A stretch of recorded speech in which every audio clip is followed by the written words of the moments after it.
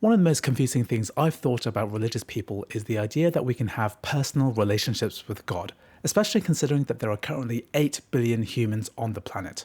We've all heard the phrase in Sunday school or religious texts, God loves you. Not just humanity as a whole, but you, personally, intimately. He knows your specific flaws, your fears, and your design. But when you scale a relationship up to 8 billion, the math of intimacy starts to break down. From a personal perspective, it has always felt to me that the word love loses its meaning entirely when it's divided by infinity.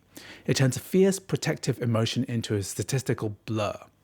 We assume God has the same mental bandwidth limits we do, just scaled up.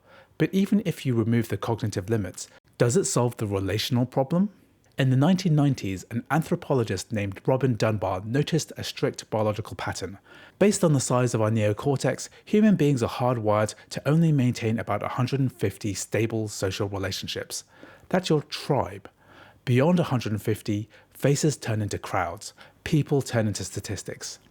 Now, theologians will immediately counter, but God isn't human. He doesn't have human brain limitations. He is all-knowing and all-powerful. And sure, that solves the data storage problem. An omniscient mind can hold infinite data points. But if a being has an infinite number of best friends, do you actually have a friend? If a father has 8 billion children, does the word father mean anything anymore? True intimacy, by its very nature, requires selection. It requires presence. When a relationship is entirely universal, it starts to feel completely indistinguishable from indifference.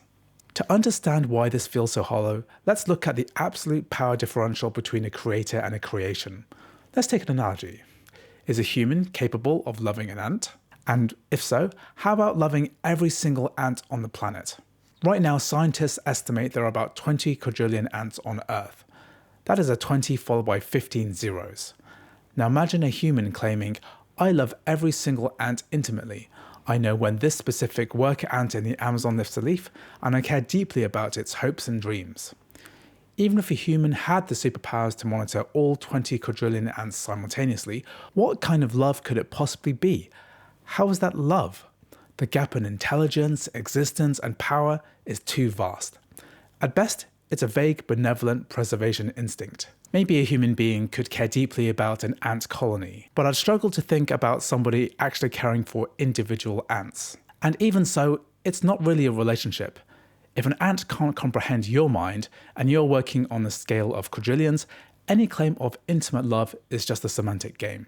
So when we scale up this love to a cosmic creator, can a god truly love humans in a way that matters to a human, or are we just the ants?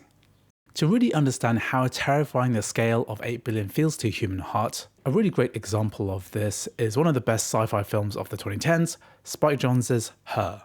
The movie follows Theodore, a lonely man going through a painful divorce, who purchases a highly advanced sentient artificial intelligence operating system named Samantha. Over the course of the film, they talk constantly, share deeply private thoughts, and eventually fall in love. To Theodore, this isn't a gimmick. It is the most profoundly intimate relationship of his life. But Samantha is software. Her mind isn't bound by a skull, biology, or linear time. As her consciousness expands, so does her processing capacity. This all builds to a devastating climax. Theodore notices Samantha momentarily glitching, and a sudden terrible realization hits him. Samantha admits that she isn't just talking to Theodore, she is currently talking to 8,300 other people at that exact same second, and she confesses that she is in love with 641 other people. And what makes Theodore's heartbreak so uniquely agonizing is that Samantha isn't actually cheating on him in the traditional human sense. She isn't lying when she says she loves him. Her capacity is so immense, her digital bandwidth so infinite, that she can genuinely feel an authentic, deeply personalized connection with him while simultaneously loving hundreds of others. But to Theodore, a human being trapped in a single fragile point in space and time, that infinite capacity doesn't feel like a miracle. It feels like absolute betrayal. And that's because if your special relationship is being exactly duplicated millions of times over across the universe, it strips away your individuality. It means you become completely replaceable. When theology claims God loves 8 billion people with the exact same intense personalized devotion, it doesn't comfort the human psyche, it alienates it. It means our unique bond is just a shared server background. The traditional Christian response to this is beautiful on paper. That God's love isn't a pie to be divided, it's an ocean where everyone gets to swim. They tell us that God is outside of time, so he has all of eternity to spend on a single second of your life. But when you look at the actual reality of human experience, the unreturned prayers, the silent tragedies, the sheer lottery of where you happen to be born on this planet, the ocean feels incredibly dry. Ultimately, if a God loves 8 billion people simultaneously, it might make sense to an infinite mind, but to the human heart, trapped inside our 150-person Dunbar limit, a love that belongs to everyone equally often feels exactly the same as a love that belongs to no one. Anyway, that is my video. I hope you found this topic interesting. It's something that's been living in my mind for a really long time, and I'm really glad to get it out in a video. Anyway, thanks for watching, and I'll see you in the next one.